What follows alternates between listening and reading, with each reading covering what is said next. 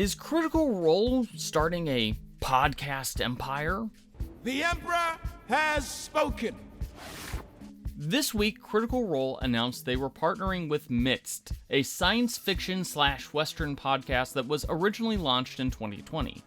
Under the Critical Role banner, Midst is releasing remastered versions of their first 2 seasons, with new semi-animated videos which contains new artwork showcasing what sounds like a very complex and bonkers storyline.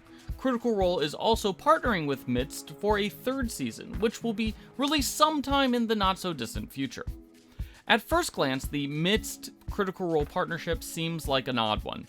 Midst has nothing to do with Exandria or Dungeons & Dragons. It's not even fantasy. It's not even a tabletop RPG show. It's a semi-improvised podcast, one that leans on an almost Lost-like storyline with unreliable narrators and clues hidden through peripheral material that is released on their website.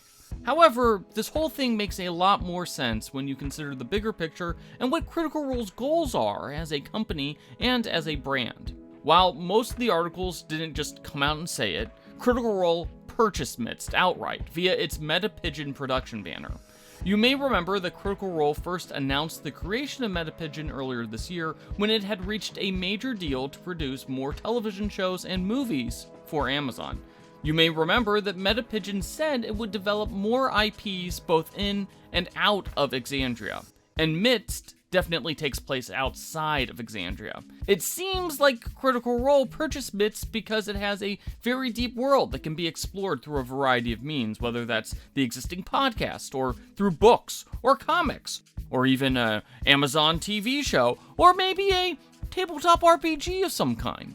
Midst also follows through on a stated goal of Critical Role as it enters its 2nd or 3rd phase of existence. We'll talk about that in some other video. But the stated goal is to elevate new storytellers and share new kind of stories with its very wide and existing audience. Midst was an award-winning podcast before it was purchased by Critical Role, but it didn't exactly have much of a reach. It had less than 1,000 Twitter followers before the announcement. Now, I had the chance to listen to some of the original episodes before this announcement, and they were really, weird, but in a good way. To be honest, it sounds like exactly the sort of thing that the cast of Critical Role would love. Also, Midst represents a very easy solution for another problem that Critical Role has faced. How does it expand its reach without leaning more heavily on its cast, most of whom are working actors or producers, and all of whom seem to be stretched very thin with Critical Role and non-Critical Role projects?